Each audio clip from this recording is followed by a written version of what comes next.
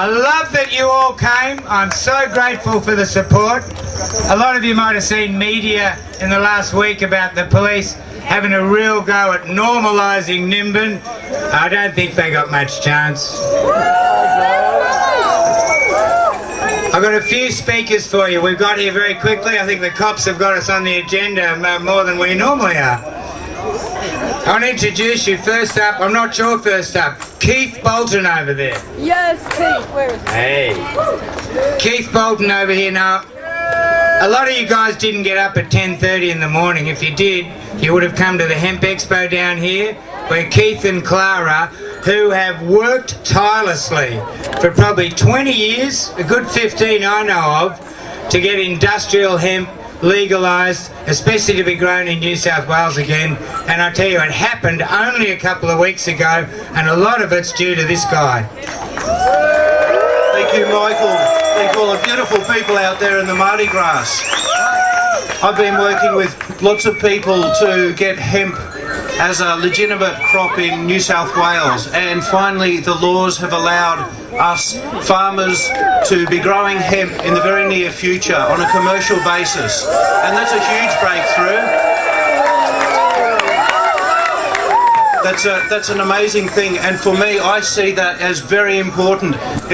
It's allowing an industry that should be happening to happen, but also for me, it's a very powerful indicator for change. Very positive things are happening, and I think that the rise of the hemp industry is really going to be demonstrative of that positive change.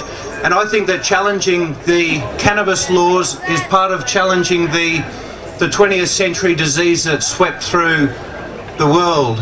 And it's very important that we need to make our leaders only have laws that do not cause people harm. And the cannabis laws have consistently caused people harm, have made an industry that should be legitimate illegitimately. Anyway, that's all I want to say. But very positive things are happening in our community and in the world.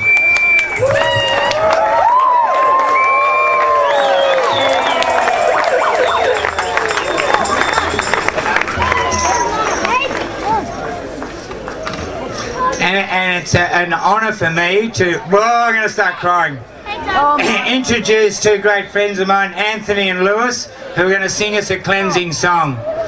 We're talking beautiful people here. Take a big breath.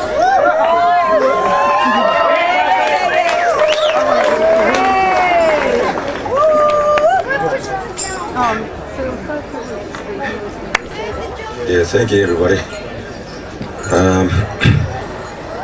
Many years ago, our grandfathers welcomed a bunch of funny-looking fellas to our country. We've come a long way since then. So we're going to sing a song. As Mick said, sometimes you might want to cry. That's all right. You're a human being. You have feelings. So this one is to remember our grandfathers that welcomed those beautiful young people to our country. And we felt blessed to have them amongst us. We've taken them out to our country, we've fed them, we've sung for them.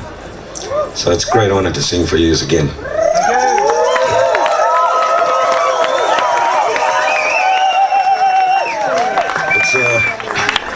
It's a blessing song, so at the end of today, and journey home well. Take care. May we see each other again in the future. We never say goodbye, but we'll always see each other one time.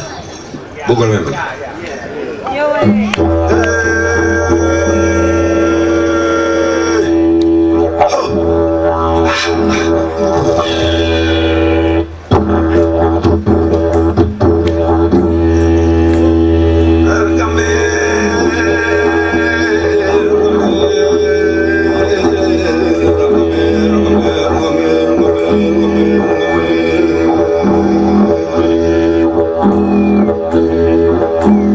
Come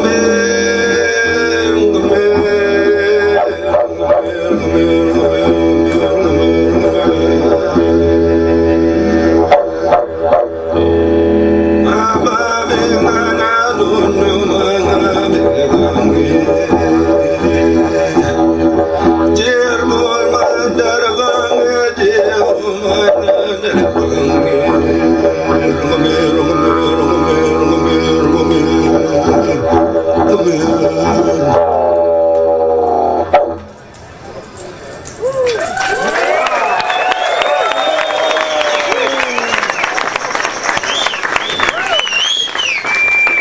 then, thank you. That's it. We do one more.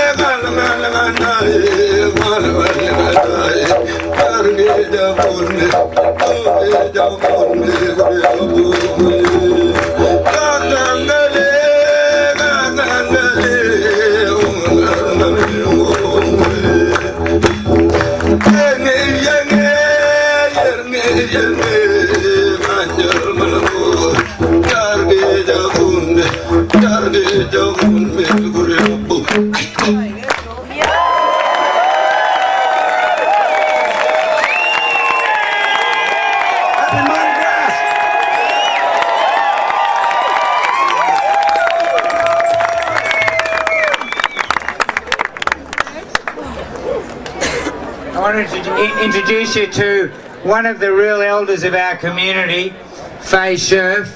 She's been here as long as me. It'll take a half an hour to get up these stairs. Sorry, Faye, anyway. Her and Winifred Mitchell, who's no longer with us, are the famous women who marched in front of the joint that year. You know, I can't remember what it was, but it was a big statement. It went around the world. It's not just a bunch of hippies here. She's not smoking pot, but she's lived in this community long enough to know, mate, we are so far from being really criminals. We are the least criminal people on the planet, I reckon.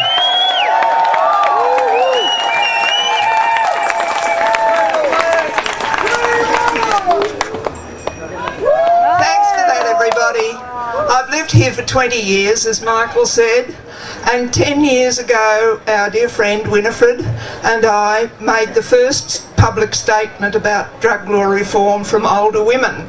And we had this placard that said, "Grandma says drug law reform must happen now."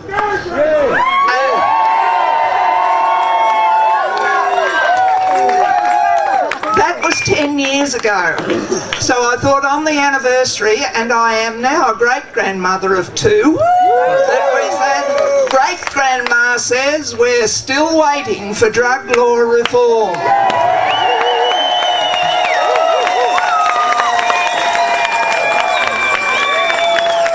Nimbin is a beautiful community. I feel safer here in Nimbin than I do anywhere else. I feel quite safe about walking the streets at Nimbin if I've been out anywhere. I'm quite happy to walk up the street to my car at 2 a.m. Nobody will molest me. In fact, some time back, a couple of the local young guys said to me, "Grandma, you shouldn't be out here on your own. Where's your car?" So I told them, and they walked with me to my car and made sure I was in it safely until I drove away.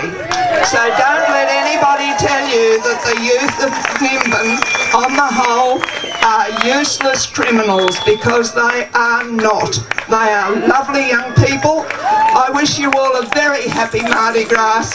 Please drive carefully when you leave here, and we hope to see you all again next year. Thank you.